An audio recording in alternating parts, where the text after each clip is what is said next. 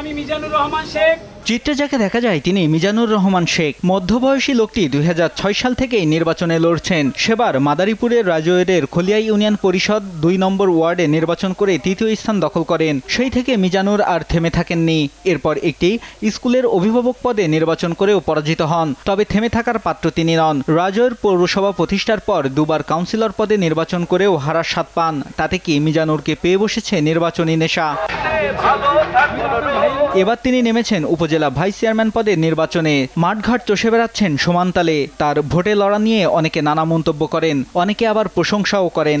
জনগণের পাশে থাকবে, জনগণের খেদমত করবে, জনগণের সেবা করবে, যাতে তার নাম হয় যে না অনেক লোকই মেম্বার চেয়ারম্যান হয়েছে, তার কাছে আমরা সুখ শান্তি পাই নাই। মিজানুরের কাছে আমরা একটু সুখ শান্তি পাইছি, সুখ দুঃখে কথা বলতে পারি। 2007-8 থেকে সে নির্বাচনের প্রতি একটা আগ্রহ জাগে, তাই সে নির্বাচনে আগায়।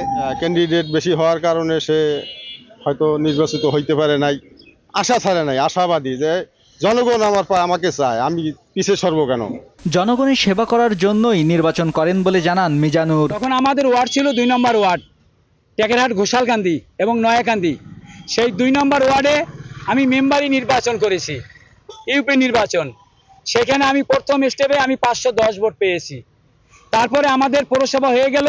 পৌরসভা হওয়ার পরে আমি প্রথম নির্বাচন করছি কাউন্সিলর নির্বাচন। সেইখানে আমি 673 ভোট পেয়েছি। আমি Tekerhat popular high school and কলেজে নির্বাচন করে 2 বার গভর্নিং বডির সদস্য হয়েছি। Tekerhat Shahid Sardar Shahjahan girls school and কলেজে বিনা প্রতিদ্বন্দ্বিতায় আমি গভর্নিং বডির সদস্য নির্বাচিত হয়ে দীর্ঘ 6টি বছর 2টা শিক্ষা প্রতিষ্ঠান পরিচালনা করেছি। সেই সুবাদে আমি রাজৌরি উপজেলা পরিষদের ভাইস চেয়ারম্যান প্রার্থী হয়েছি। আমার প্রতীক টিয়া পাখি মাখরা।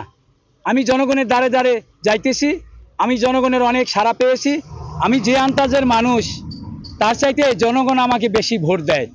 এই জন্য জনগণের ভালোবাসা ছেড়ে আমি থাকতে পারি না, কারণ জনগণ আমাকে খুব ভালোবাসে।